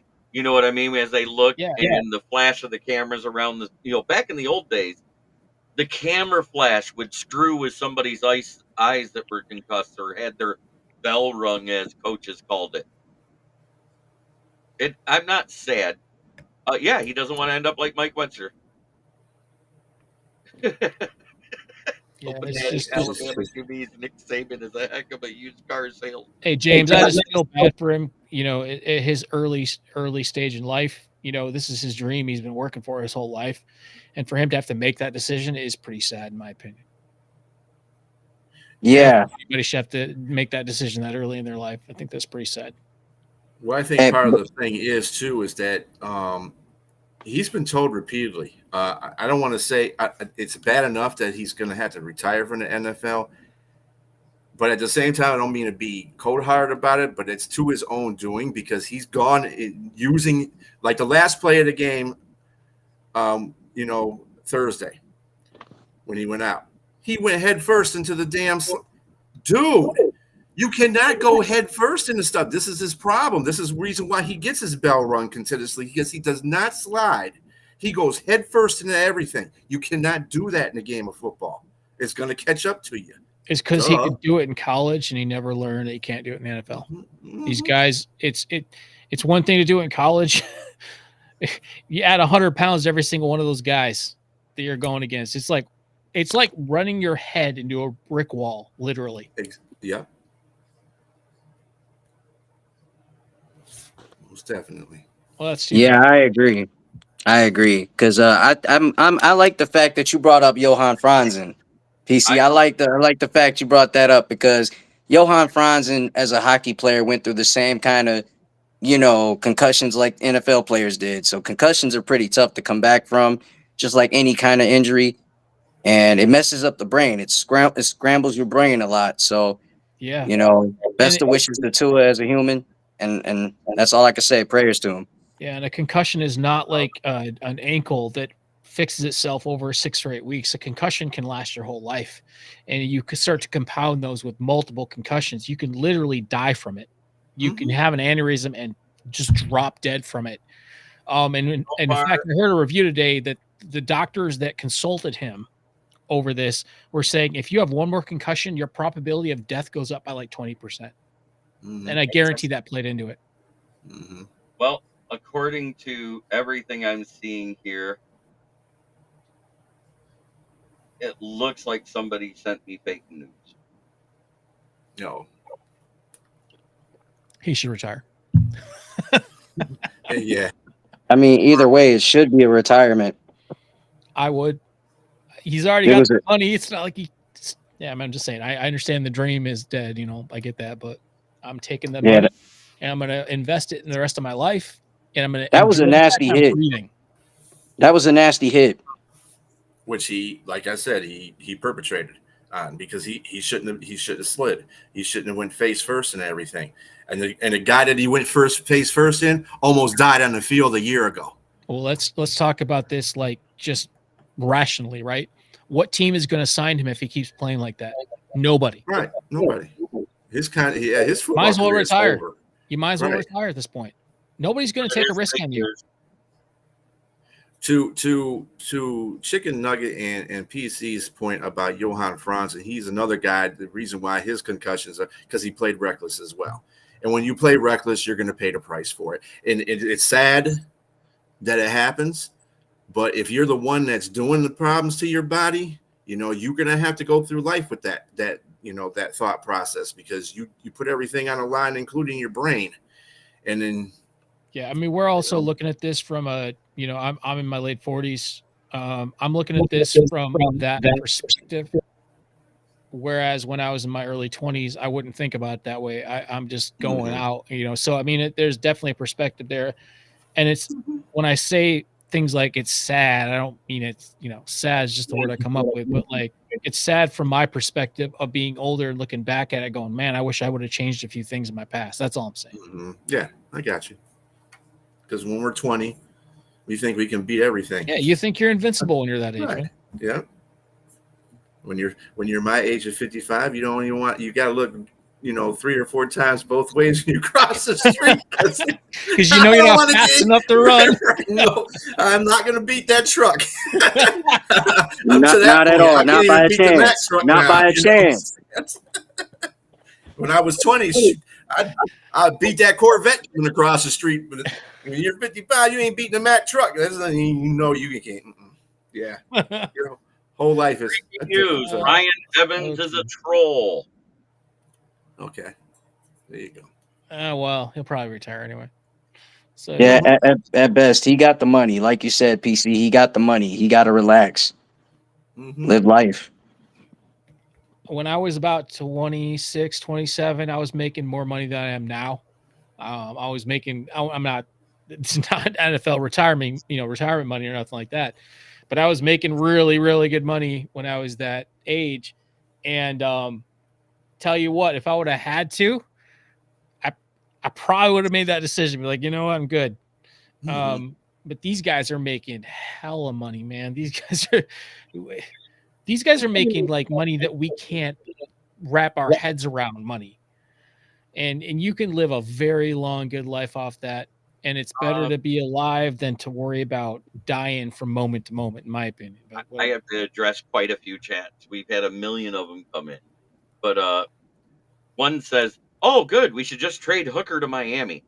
And so a guy that actually was here the entire offseason and almost knows the playbook. I don't agree with that. That's not going to happen. Right. Like Brad held on to James Houston. Do you think he's going to trade away a day 2 pick in his hold on second a year? second. I got Sudfeld's number right here. We could give that. Yeah, give them to Miami. But I seriously think if he's going to be out any significant time, because we still haven't heard anything, right? He just went through the first concussion protocol. He has a concussion. They haven't looked at what grade it is. They haven't done the MRIs, all that crap yet. Because this just happened last night, people. So until we hear what it is, we don't know how long he's out. And if it's longer than a 2-week thing, you know who's getting the phone call? They don't have to trade for anybody. They'll call Ryan Tannehill. I was going to say that would be a reunion. Yep. Of sorts. And it'd be a better team actually for Ryan because when he was on Miami, when it was terrible.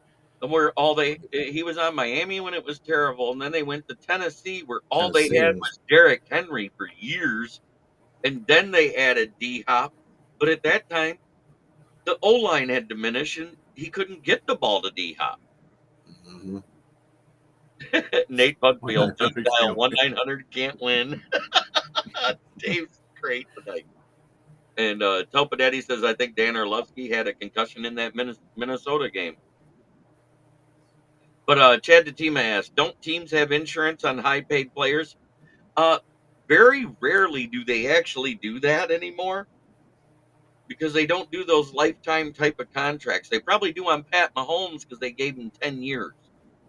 You know, you don't see those 10-year contracts very often. They're rare. It's 5 to 7 at most usually.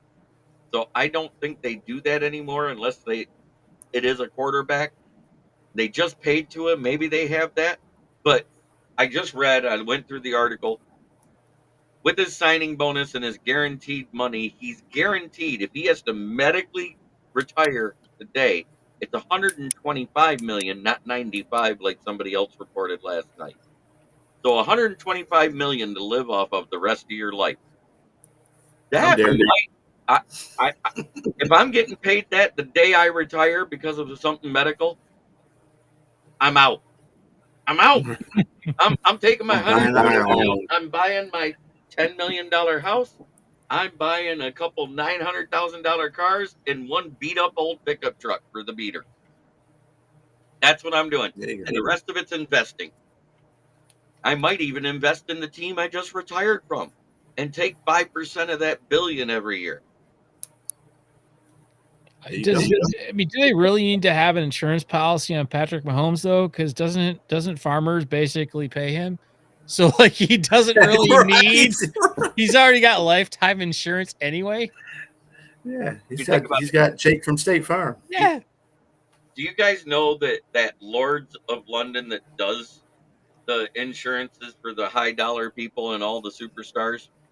David Lee Roth took out an insurance policy against venereal disease. That would figure. He was with Van Halen. Mm-hmm, that would figure.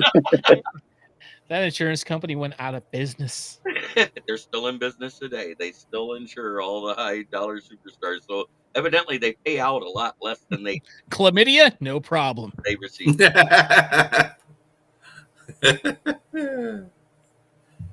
Genital warts, we got you covered.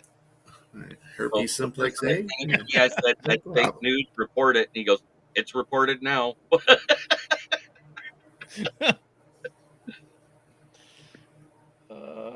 God, that put me down a terrible rabbit hole. Can we change the subject? Yeah, sure. Yeah, I know. Concussions suck. I dated this girl once. I just want to go down. I kind of feel where you're coming from, PC. I kind of feel where you're coming from, brother. I got it. Talking about our youngest days, you know what I'm saying? Yes, we've made mistakes. Yes. Some things that just Ajax wouldn't take off, so my dad always told me to wear a party helmet. Yeah, but like we talked about, when you're 20 and that's the Gonorrhea, young, dumb, oh, full of that's cum nothing. thing. Yeah. Sometimes you just. And But it you have a very good learning experience when you get when that kind of stuff happens to you. You have a very good learning experience. Oh, I wrote the book on learning the hard way. Yeah. And trust me, it won't happen again. I promise I won't do it. I will. Right. It won't happen again, buddy. No. And That's as an soon as experience you don't that's want. just like every time we had the bad hangover where you're worshiping the porcelain god the next day. The last Mhm. heave, the one that has nothing left, and you retch with every ounce of your body. What do you say to the toilet? Oh God, please. I'll never do this again. Remember those days? And then next And then night you're doing Was it that again. like last 1 or 2 week or days later, something? hey, I feel Yeah, you're back doing it the same night practically. I woke Damn. up in a house and no one was there, and I didn't know where I was. And I walk upstairs, and there was old man, this old lady watching like Jeopardy. It was like 11:30 in the morning, and I was in the middle of the country, northern Michigan. I had no clue where I was, and I couldn't find my phone. I would just start walking down a dirt road. It's like that's just one story. Yeah. We could write a book, BC. They were nice people. They offered me coffee. Would you like some coffee? And can you please get the fuck out of my house? Yeah. Who the fuck are you? Right. So True at least we story did the in right porcelain. thing. With the guy who sent it to me, I said, "Hey, that's fake. Report it." Within 30 seconds, he replies, "Done." Yeah. So I don't mind breaking stuff like that because it actually looked. It said per Adam Schefter, and it tagged him in it on Facebook, so he's gonna see it. Anyways, Actually, I should have saw it too. That she had sent it to me. I should have saw that too. I sent it to the red zone. Well, Ryan Evans has got like a check mark by his name. He does, which means he paid the $11.99 a month to do it.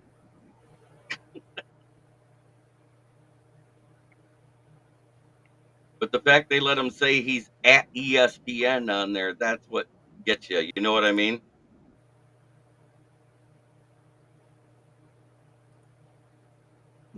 Yeah, and that's the kind of story that would have blew up in every sports newscast. That's anyway. why immediately I just that's retirement. And I said, okay, well, I was waiting for everything else to show up. Score, ESPN, actual ESPN, and Bleacher Report, and all those other ones.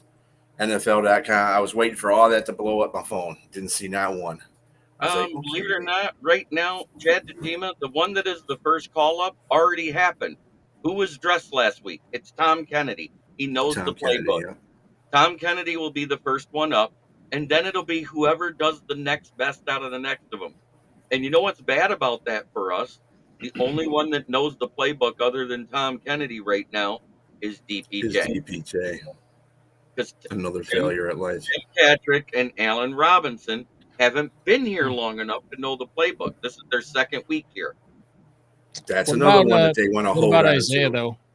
Isaiah's, I know he's got the abdomen. Yeah, abdomen injury, but he may not know the entire playbook. But he has enough to do crossing routes and basic stuff like that, which is what Tom Kennedy would do anyway. Well, yeah. Do they got him on the doubtful, or is he? I don't think he's. Oh, out. He's out. He's out. He's out. Yeah. So yeah. So and that's that core muscle injury that he had early in the preseason camp, right? Mm-hmm. Yeah, but I mean, Tom Kennedy is very serviceable. I got nothing. I have no qualms about bringing him up whatsoever. He's very reliable. He knows his stuff. He does what he's. I mean, he's not going to give you a 60-yard bomb, but that's not what he's in for. He's going to No, cover. but he He can might throw get that 2 catches a game, crossing route to Khalif Raymond, who turns it into a 75-yard bomb.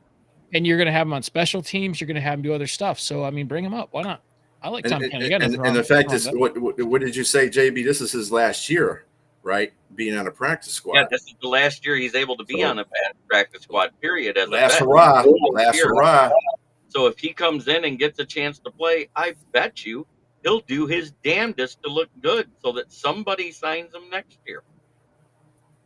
Because all he ever gets from Detroit is a 1-year thing. We waive him after the re-signing period. He comes back to us every time.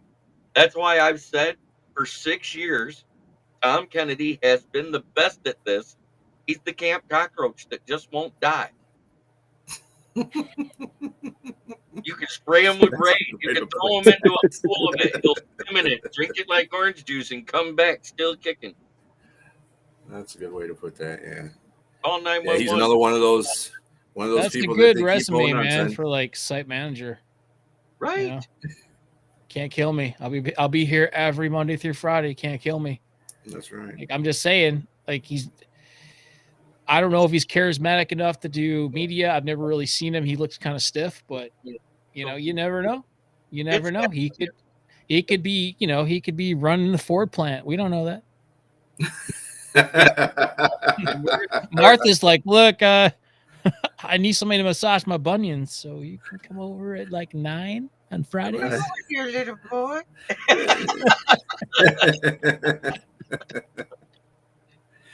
Hey, you never know. More 75 you yards. never know. Yeah, that's why I said that in particular. I brought that obscure thing up because it was a slant route by Khalif Raymond from the left to the right, and they did a reverse, and it looked like they were going to run a reverse with Tom Kennedy. All of a sudden, he just stops. He sees Raymond wide open and drilled it. The perfect spiral. Boom, gone. No one could catch him. And Tom Kennedy's going to catch the Super Bowl winning touchdown. You fucking watch. You just wait and see. Yeah.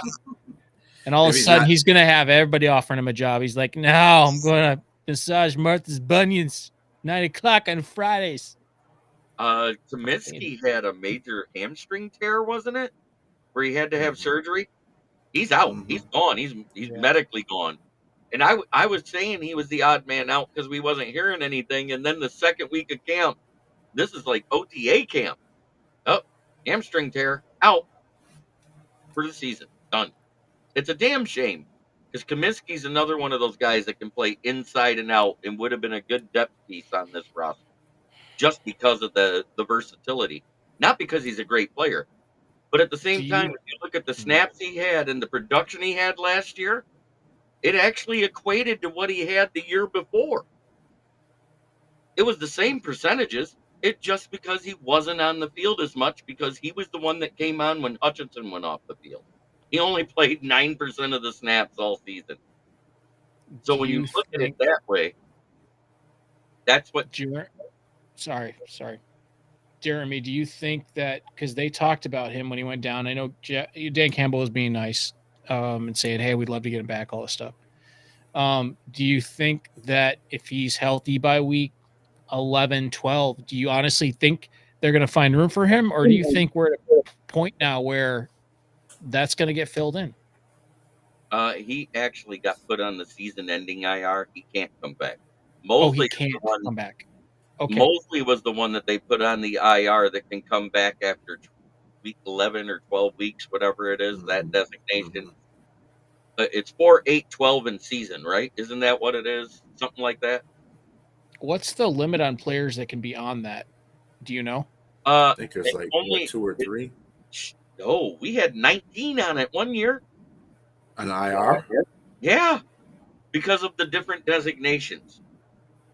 You see what I'm saying? You can only have so many season-ending IRs, and then you got to medically waive them. You can only have so many ones. And I think that's my question: is like how many in Kaminsky's category? I think it's 3 each category is what it is. That's too bad, man. I didn't know that. But I honestly thought he was eligible to come back. No, he was put on the season-ending IR. He won't be back this year. And that's a damn shame because, like I That is said, madness. if you look at his snap count, his production was the same level. And everybody goes, well, he didn't produce as much as the year before. He didn't play as much as the year before as why. It had nothing to do with he wasn't producing. It had to do with the fact that Aiden Hudson plays 91% of the snaps. And I wish they'd have put Charles Harris back there and let him start instead of Charles Harris those first few games. Because I'll tell you what, when John Kaminsky was opposite Hutch, Hutch was way more effective. Snacks for good Doritos must be acquired. Be right back. Yeah, I love Kaminsky. I liked him because of exactly what I said. He was a guy that could be filled in anywhere on the D line, and that's All a these great option to have. all these potential mass unit victims that we have. That's just bad. You want to know what's bad about it? If you think about it, over the last 3 seasons, there's only one team that's been more injured in the NFL than the Lions. It's the Ravens. San Fran. No, it's Oh, the the Ravens. Ravens. Yeah, the I mean, Ravens. Yeah. for the last 3 seasons combined. Mm-hmm. The last year has been rough on San Fran. Let's not get it twisted. But they found a gem in that guy that they had replace CMC because he was off the field and I didn't notice it. You look at how that offense ran, it was just like CMC was still running the ball. The only thing you didn't get to see was the receiving side of CMC. But that's why they got Debo and Ayuk. And then it was the Jets, too. That's another thing, the reason why the Jets just suck altogether. I mean, wasn't Robert Saleh the defensive coordinator of San Francisco? Do you think he would have retained anything from that whole situation? We think. Because Shanahan was like, I know Saleh, I know what he's going to do on his defense, so we're just going to destroy him. And that's basically what they kind of did. So, but Saleh didn't turn the factor over. So I just, what is he? You know, it was a good Stephen A. Smith point that I saw that he said, what is he even there for if he can't beat San Francisco? Because you're supposed to be a Super Bowl, contender. That's what they got. They had the Jets' ass as a Super Bowl contender. Not that I did, because I didn't think they were going to do that anyway. But they're built for it. What do I think the plan for Rodrigo is? He's a backup linebacker. And every now and then they might bring him in at fullback because he didn't do bad last season. That's what I see. Unfortunately, he was never the same after the elbow injury. He will remain a backup linebacker because of it, because Derek Barnes beat him out. Who beat out Derek Barnes for that starting job last year? It wasn't Rodrigo, it was Jack Campbell. Did you notice that in the game, too? That's another thing I wanted to point out. Did you notice how often they had Hess back there as a fullback? Mm-hmm. I mean, they had a fullback out there a lot of times, just in those kind of schemes. And, they just had. I was like, damn, I ain't never seen a fullback. The Lions run a fullback that many times. And a couple times they put Baki there. Yeah, and they were doubling up too. So they were basically doing a fake scheme to one side or the other, and then motioning the other way. So they would actually go Goff and Vaki and Montgomery or whatever, and they would motion right and again go left. And I don't think Vaki had a carry, did he? Not a single one. I think he just blocked. Yeah. And he did really well at it too, because there was a linebacker that got free of the tackle, got free of Decker, and he was coming around, and Vaki lit him up. Right? It wasn't just a little chip pushed down for a little 210-pound guy. He lit his ass up. The guy knocked back 3 yards. I was like, ooh, this guy can block, because they talked about it when he was coming out of college, that in the offensive run game, he's also an adequate pass blocker. To me, he's a great pass blocker. Vaki's the pick of the draft as far as I'm concerned, man. Everything I've seen out of him and just his potential, his ceiling is so high. To me, he is clearly the pick of the draft as far as value for where he was picked at. Yeah, I think overall the fullbacks did the Hess did an excellent job. I didn't see anything where he missed on any blocks. He cleared a pretty good hole a couple of times for Montgomery when the offensive line was kind of shading out. But other than that, I mean, I actually altogether the fullback room, whoever was the fullback, they did an excellent job out there. I didn't see any missed blocks. I saw that the running back basically chose them to go behind when they were running. It wasn't like, in fact, one time Montgomery practically ran up the back of Hess because he didn't get out of the way of the block, and he practically ran up his back. So I mean, they're doing their job. So I guess this is a different scheme for Ben Johnson. He's trying to get out there because, like I said, I've never seen that fullback used as much as it was in that game. There's still a fullback free agent out there that I would love on this roster, and I talked about it a lot the last 2 years. Xander Horvath, the kid out of Purdue. Yeah. Mm-hmm. I would love to have that kid on this roster, just because he is the exact same size, build, and speed of Mike Allstott from Purdue. I think he is he's a free agent. I just looked it up. Yeah. I wouldn't mind bringing him in. 6'4", 240 pounds, 4.5 speed. Come on, bring it. And you got to understand something too on that same note. I don't know why he is a free agent. You would think that even if a team, I know a lot of teams don't use fullbacks nowadays because it's a passing league. But Brandon kind of question Brandon Staley was his head coach last year as a rookie. That's why he's a free agent. Yeah. I'll leave it at that. He shouldn't be a free agent. No, he shouldn't be a free agent. Boy. He's a big boy. Andy, Mike Allstott sucked the life out of defensive.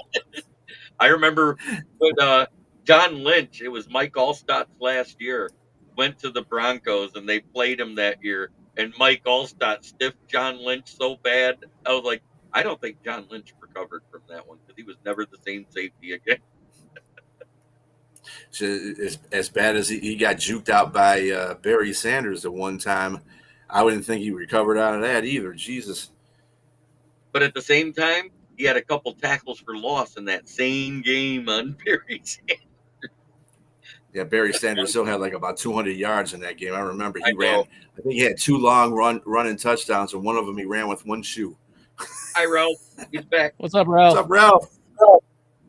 Well, it's time for those. Let's go from worst to first because we know who's at the bottom of the division for the sponsors. It's that wonderful team up in the northern part, that has Ford Field North as their stadium. Let me say it the way Brent loved it. Fuck the Packers. Next up, I got to put them in that third place spot because they barely won against a team they probably should have beat better, but they didn't have an offense. It's fuck the Bears. Yeah. Go Bears. And then the team that took care of the crappy team they played. Skull fucked. You like that one better there, PC? With the tears will get me. That's no. the tears get me. That's what I like. Put a lot of work into mine though. Yes. You want to put it back up? Go ahead, put it up there. I'll make you feel I burned it in the fire pit last week where it belongs. James Bridges says, "Damn it! I left Deja Vu hammered, and I stuck a fifth of wild turkey. And in my haste to get my hourly girl to an hourly motel, I shredded my tires. Where do I go, Jeremy?" There you go. Nice segue, James.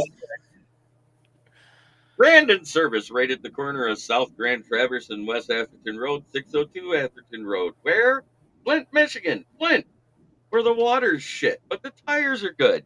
Stop in and check us out. Used tires starting at $40 and up, depending on size and condition. If you need new tires, please call 810-233-8230 and talk to George, Red, or myself. Not tomorrow because I won't be there. That's a +5 for you, James, on that segue, man. Yeah, that was great. Nice storyline to go with it, too. This has been the Lions Fan Cave chat with my friends here. PC, so happy to have you back here. You're more than welcome to come back every Friday. Beastrilla, and of course, Chicken Nugget. He's like a quiet Jedi. He just sits there and like analyzes Right. my thoughts. Yes, yes. I feel like Yoda. You know what it is I don't think we said anything he disagrees with. That's true. When somebody says something he disagrees with, he gets loud. I've seen it. Oh, I know. Uh-oh. I know. But thank you everybody for watching. Try every day to be a better person than you were the day before. That's the only way we're going to make this world a better place. It starts right here within. Much love to everybody. Have a great weekend. I'm going to go watch Michigan beat up on a cupcake.